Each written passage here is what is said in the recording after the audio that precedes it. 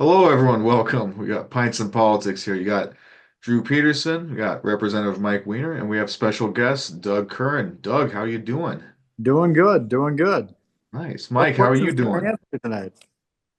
Well, I'm pretty good. I'm down here in the metro right now. Earlier, there was a little bit of snow and it was kind of blustery. I'm not even sure what it's at right now. I've been here talking to you. We had to do some work and set up another cross at the Capitol lawn. So that was a little bit cold, but we got it done pretty quick. That's that good, beautiful spring snowstorm that we always get. Yeah, we So, need some of Doug, that. right? So, Doug, tell us about yourself. What are you doing? I hear you're Well, running I for am, state senate. yeah, running for state senate. Well, I'm an elected official over here in Crow Wing County. I am a township officer, a supervisor. I'm the chair of the Crow Wing Association of Townships. I'm on the Region 5 board and the Greater Lakes Association board too for the government affairs. Also, I'm involved heavily in the Republican Party up here of Crow Wing County. Uh, just busy, very busy. Yeah, I can imagine that. But yeah, you're running for state senate. We have that open seat from Einkorn, and it needs to be filled as soon as possible. And so tell us about your race here. What made you want to run? Well, the deal with the legislature, seeing what the things that are happening down there, Hmm. is it's not anything new. The desire to run. This was just an opportunity, if you want to call it that, a sad opportunity. The when I look at the taxes in our township, we had the option to raise taxes or not to raise taxes. We chose to stand our ground and we refused to raise taxes because looking at what's coming down the pipes, I went to three different government meetings in the last week and a half, and at each one of those three government meetings, we were all told every person that got up said that we are going to have a property tax increase of 12%. That's insane. When I look at the 18 billion that was wasted on bloating our government, literally just increasing it, just doubling it in size everywhere you look. That was money that was yours. It was mine. It was the taxpayers, and they took and they wasted it. And now we have a $6 billion deficit. Uh, and that's insane that you can do the pendulum swinging back and forth that bad in such a short amount of time. The waste is just beyond comprehension that they've got going on down there. Right. And I believe that it was that wasted money going from the what $17 billion surplus to the $6 million deficit. Wasn't that why our taxes are going up? That's a huge part of it. Huge part. If there can't be auditing, you hear about the Doge, Doge, people Yeah, pronounce it Dodge. Doge. And anyway, with the Dodge department in on the federal level, I would even take a Chevy department in Minnesota. I would take anything. The auditing that needs to take place. I was talking with a constituent today, talking with a few of them, and at the college, we were working the college, basically getting a young Republicans or a Republican group going at the college. We've been doing this since 3 weeks before the election. Talking with the people, the students over there, and the people over there. When you look at what's going on down at the legislature, it's insane. And you got the left saying the right's at fault, and the right saying the left's at fault, and it's sort of like get something done. I mean, really, that's what we're looking for is just get something done. Yeah. Um, you can't keep pointing fingers and saying it's somebody else's fault. Uh, there's just your taxes are definitely going to be going up under walls. Absolutely, 110% going to go up. They say 12%, but it sounds like it's going to be a whole lot more from what I hear. Uh, Looking at the increase of everything, as I was talking to these people today, we were just discussing just Independent School District 181. That's Brainerd, the Brainerd Nisswa area, just Brainerd and Nisswa, because of the mandates coming down from walls. Okay, you have President Trump that has the executive order that says, men and boys will not play against the girls and use their locker rooms. And you have walls telling the school districts do not comply. Well, we're going to lose $6 million just in our school district, just in this one school district of federal funding. Now, in Minnesota, you have 200 and what is it? It's 331 school districts in Minnesota. Now, you look at that dollar amount, that 6 million, you multiply that out, that's pretty big. I mean, I'm sure it's going to be different varying amounts, but we also have 233 universities and colleges that are not complying because Walt says do not comply. And so you're going to have all the schools doing levies to raise your taxes. The insanity going on down at the Capitol is just insanity is really the word for it. I guess Mike's really good with the numbers. Mike, what do you know about this funding thing that we are staring at? Well, and the numbers that you were throwing out as far as the budget and the pendulum swing, I think is very accurate. You know, they were talking about an 18 and a half, $19 billion surplus, but when you look at the adjustments for inflation, it's a much closer to 20 billion that we had. And now we're going to be looking at a $6 billion deficit. So it's really interesting now to say that the targets have come out and they say we're going to cut spending in the state of Minnesota to balance this budget. No, you didn't. You grew the government almost 40%. And now you're saying we're cutting. No, you didn't. No, you didn't. Government statistically in the state of Minnesota, their budgets have increased between about 8 to 12% statistically every year. So a 40% swing or increase in government in one session or one biennium, and then even if you maintain that same number projected spending, they're going to say it's a cut because it's not 10 to 12% more than the last session. Mm-hmm. So it's really kind of smoke and mirrors to say that we're cutting the size of spending or we're cutting government. No, we're not. No, they're not. Not Well, at if we all. cut government by 50%. Well, and nice?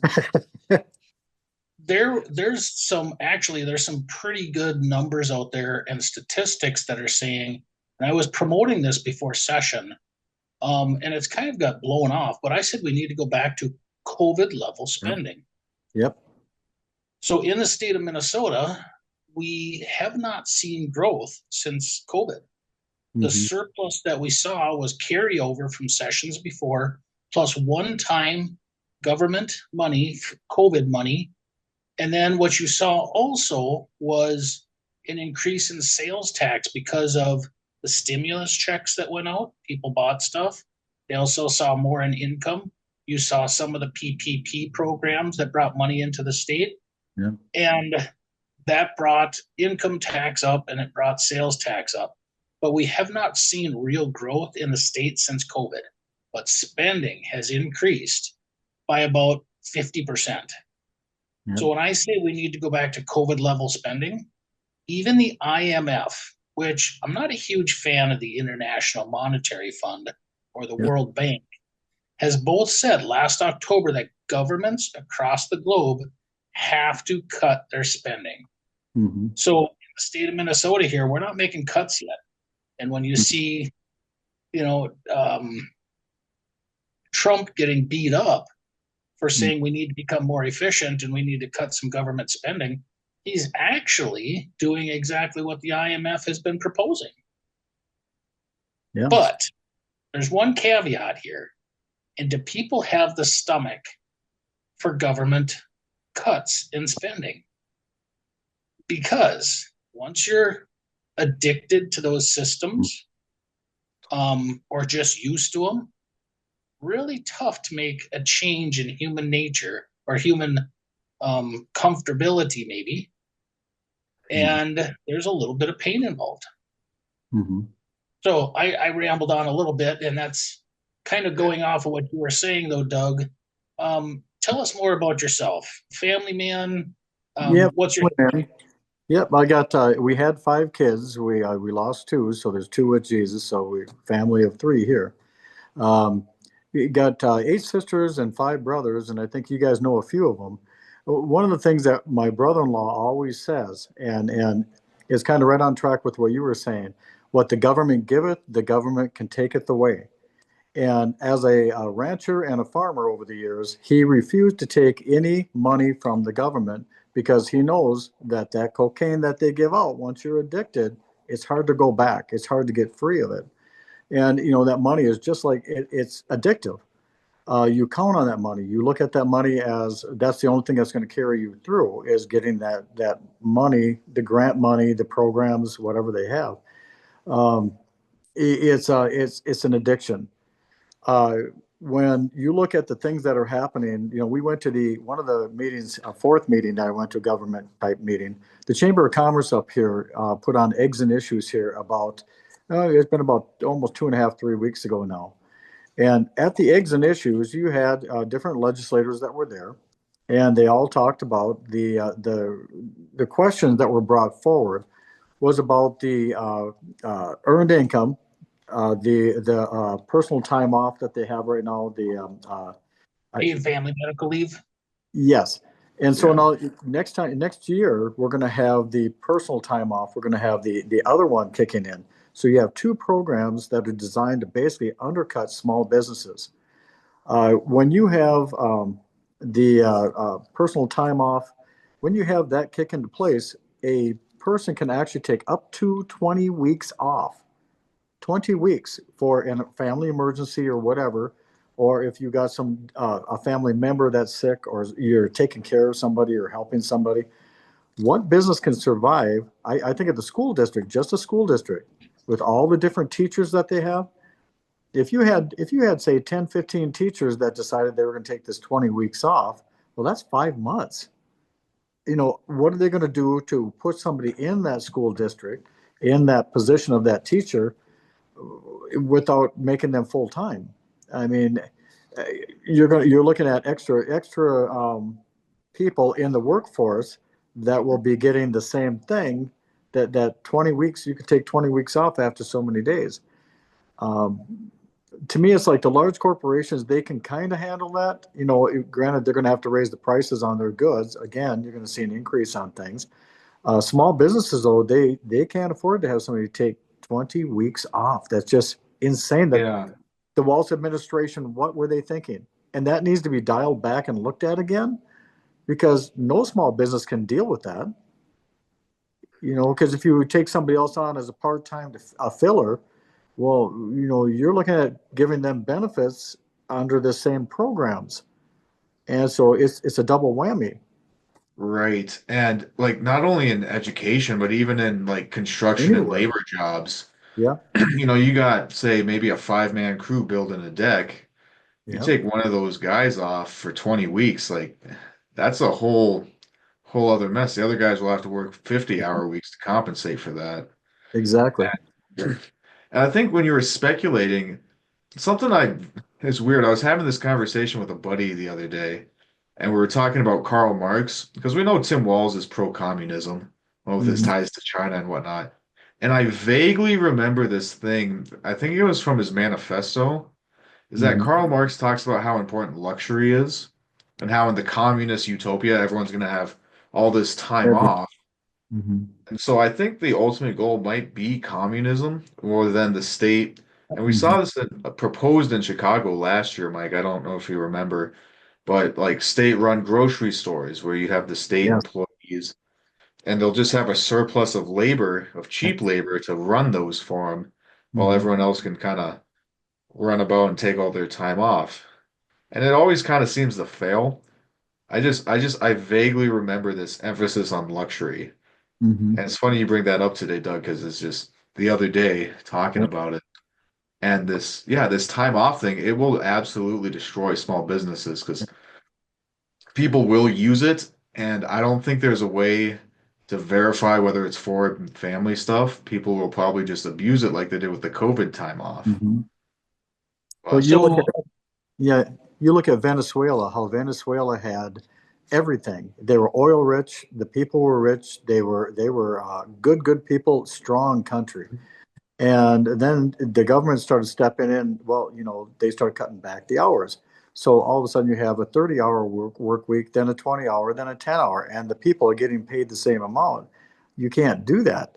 And all of a sudden the country is going belly up, and you can't even hardly get a loaf of bread at a reasonable price because people aren't working. Um, yeah, communism kills. Oh, Yep. absolutely. Every time. Great weight loss program, but not good for longevity. Yeah. Yep. Yeah. Well, It- there's some interesting statistics, I think, when it comes to um, businesses and the paid family Mhm. medical leave and stuff. I think nearly 80% of businesses already have some sort of leave that you can have. Yeah. So 80% of businesses already supply something of a sort of, some sort of that. Hmm. When that bill was discussed, there was an option of a system that you could basically buy into. If you wanted paid family medical leave, you could buy it was almost like an insurance.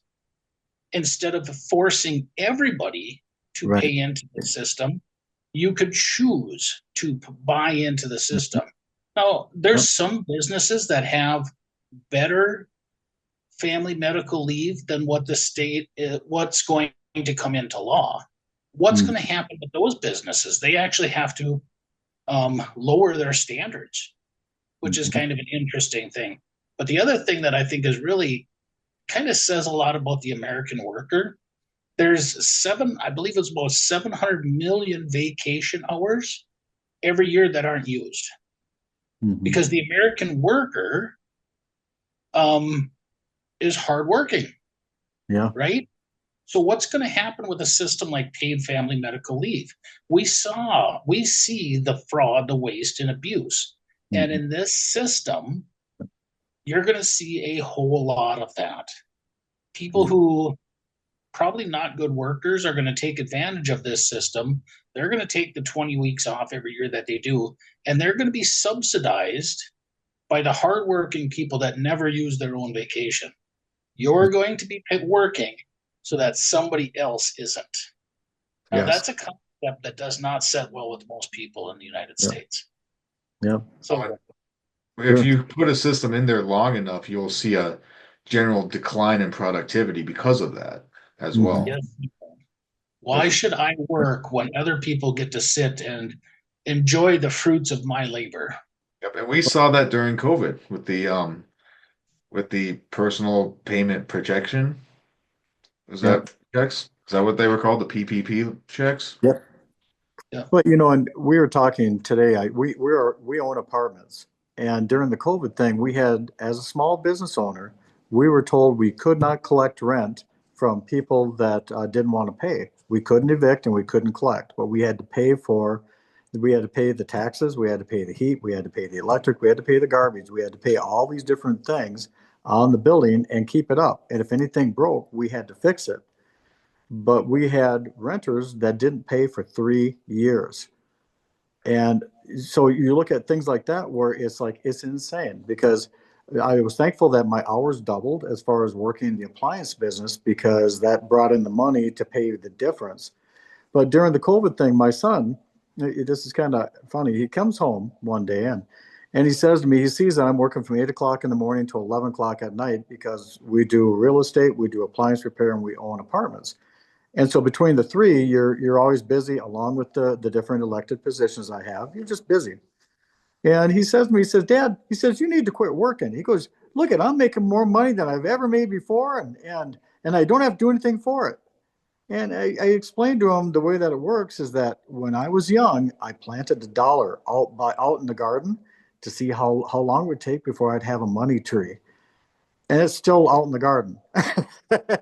It never grew. And I explained to him that money does not grow on trees. Money is somebody has to pay that back somewhere, somehow. Somebody has to pay that money back that you're sitting on the couch. And I said, I went through different renters we have that we're not paying. And I said, do you think this one will? And he said, well, no, they don't have a job. And this one, no, that one's not working either. I said, so who's going to pay? I went through a list of about 5 or 6 people that we had renting that are living on the government dole. I said, who do you think is going to have to pay that money back? The COVID money, who's going to have to pay it back? So as we were talking, we at one of the things at the college we were talking about was talking with different instructors over there, and as a government official, when they came out with the American Rescue Plan, that sounded like a wonderful, wonderful deal. We at Crow Wing Township, the township that I was a chairman of until just about a week and a half ago, I relinquished that, let somebody else take the chair position. But the Crow Wing Township, we were all the townships, all the cities, all the around the state of Minnesota, they were given this option for the American Rescue Plan. Well, in our township, we were scheduled to receive buco bucks through the federal and through the state. The condition was that in order to receive this ARP, in order to receive it, it had to be COVID related. You had to, things like, if you needed a new air filtration system in your town hall, or if you needed the cubicles to social distance, or if you needed extra, things in your facility to take care of people when they came to your meetings. Because we kept our doors open. Me and the other supervisors kept the doors open. In a period of just a matter of a few months, that whole system with the American Rescue Plan morphed into you could use it for anything. And the number one thing that really irritated the daylights out of me, we didn't take it. We were one of two townships in Crow Wing County that refused to take the money. Everything we did, we bought a bottle of hand sanitizer, we social distanced, we did what they were asking us to do. We had our phones doing exactly what we're doing right now. I'm on my phone. And so anybody that wanted to dial in could get in on the meeting by zooming in. That didn't cost us really anything. And so they were telling us that we had to take this money. And it got to the point where they said, and you can even give yourself a pay. You can actually pay yourself a wage. All of you can take a wage because you're under duress doing all of this.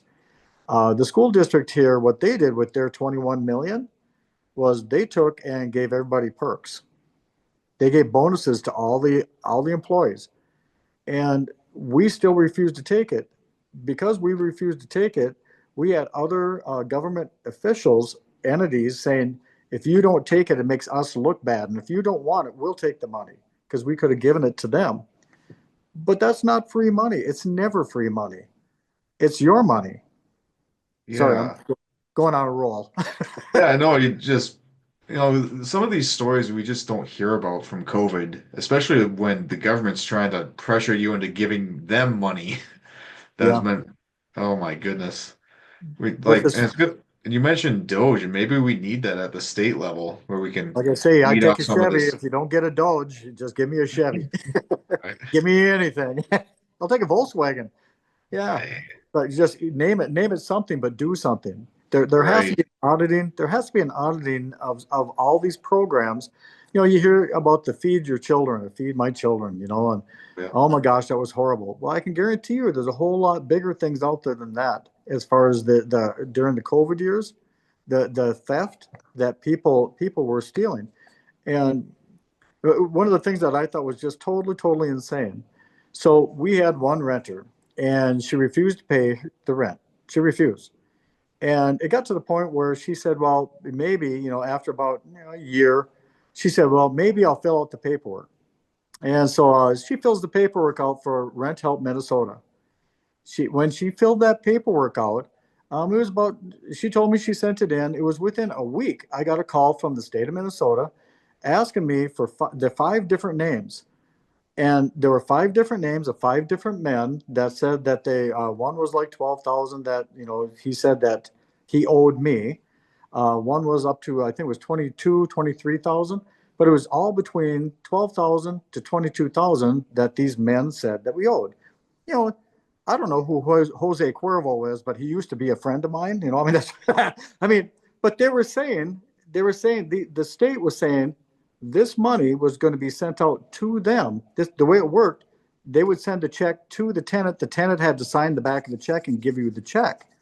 Hmm. And you had to agree to another 18 months of non-eviction. You had, as a landlord, I had to agree to another 18 months of non-eviction for the shelter in place thing. And so when you look at that, so the tenant's going to get this chunk of change, and then the tenant has to sign the back and give me the check. Now, like that's going to happen. That's a Yeah, some special of that seems stupid. shady though. Yeah. So what ended up happening? I told the lady from the state. I said these five men. I have no idea how they got my personal information, how they got my information, other than the one renter we have that wasn't paying. And I told her, I said, do not give them a dime. I said, they cannot get a dime because they are not my tenants. I said, what are the addresses on the properties? They were all downtown Minneapolis. I don't own anything in Minneapolis. You talk about auditing. Absolutely. Yeah, Yeah, Mike's on taxes too. Mike, what do you think about the audits? It wouldn't take much to see a whole lot of it wouldn't. wasted money in the state Yeah. of Minnesota. And I've talked to people about Medicare, Medicaid, MNsure, stuff like that, double, triple filing or booking on stuff. And it's obvious that it's happening. Yeah. To track it down and to get people, convicted of it is the difficult part because things can change so fast. But Mhm. let's go back and talk about this race a little bit more. So it's kind of a full house. You've Yeah. got 6 candidates up there. Yep. Um, and part of this is to, have your voice and your message heard out there. Mhm. So why should they vote for you? What sets you apart? Why do you best represent them in the Senate? I'm glad you asked that. The thing that people around here know me for is integrity, transparency, integrity, and working as hard as I can. When it comes to, you go back just a few years. Black Lives Matter coming to Brainerd. They're going to burn Gazalka's house down and his business. That was what they were saying. We pushed back. I shouldn't say we, but I pushed back by getting a group of conservatives to counter the rally, and it came to a big screeching halt. The way that I know that we did a really good job at that rally was afterward we had about 15 of the Black Lives Matter came over to me, and one little gal, she was so sweet, she says, can I give you a hug? She goes, we didn't know any of the things that you were telling us about Black Lives Matter. They didn't know. They just were getting paid to come up from the cities. um, During the PRO Act, we put up signs, we put up billboards to support our police within a couple days after the Minneapolis started burning. And that was money out of my wife's pocket and my pocket. We personally put our money up. We ponied up money to do those things. When the PRO Act, we had billboards everywhere around mid Minnesota, down by St. Cloud, all the way up to Duluth, and that was money out of my pocket. And anytime that we do anything, what I do, I do put the money up because I know it's the right thing to do, and I take and pray and ask God to provide. And people always jump in. They help us. Uh, they call me an activist. In most of the papers, they say, Kern's an activist. Well, I'm an activist that does not get paid. When you look at the Trump Force 47 people, we had different issues around here where people were it was the joke of the area on how much they were getting paid to do the Trump Force 47 because it's more than a legislator, more than you make, Mike. And sure, you get a good dollar amount, and the number was, the number that was being told was 80,000. I don't know if that was true or not from the RNC doing the Trump campaign. That wasn't Trump himself. That was the RNC that was doing the Trump Force 47. Um, when I was Trump Force 45 and 47, but we never received a dime for doing it. We did it because it's the right thing to do. In order to um, do what's right, you got to not look at your pocketbook and you just do what's right. Uh, Around the area, like I say, people know me for being uh, an activist. And we have always supported, we've always blacked the blue. I mean, we've always supported our military. As far as abortion goes, you're human at conception. Them little ones are human at conception. The moment that spark of life is there, and you got a beating heart, you know, if you didn't have to kill it, it wouldn't be alive. If you didn't have to stop that hard, it wouldn't be alive. There's just so many things that I believe in, and it would take, we could sit here for hours talking about what I believe in. Um, I believe that our country was founded on Christian principles, and our founding fathers, that was what they all geared toward. At the college, when we went to the college, 3 weeks before the election, we were getting out the vote. Two teachers asked me personally to come to the college because there was nothing there, and they know that I'll do it. Anytime anybody needs help around this area, anytime that they need somebody to step in and do something, they call me.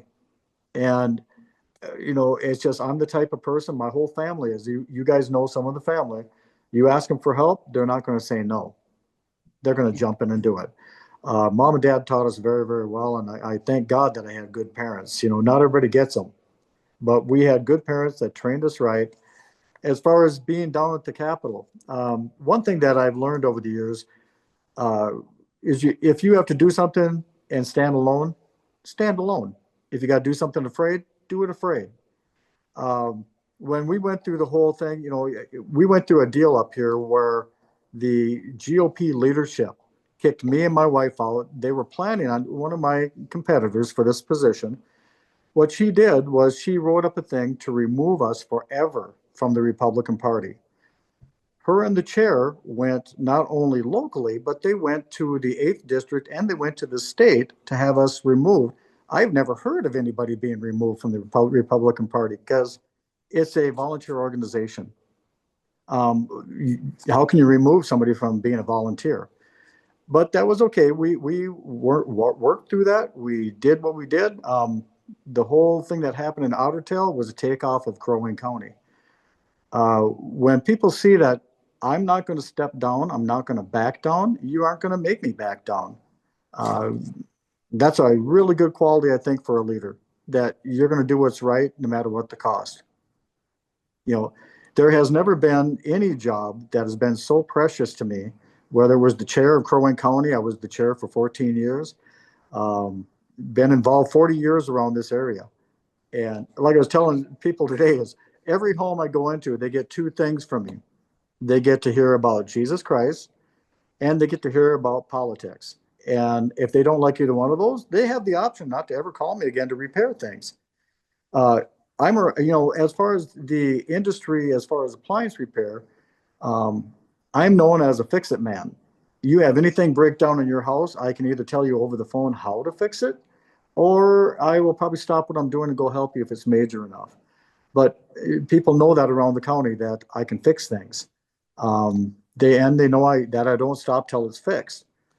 Going down to the Capitol, seeing the different things that I look at DEI in the schools, and for Walz to be saying to the Trump administration, don't comply.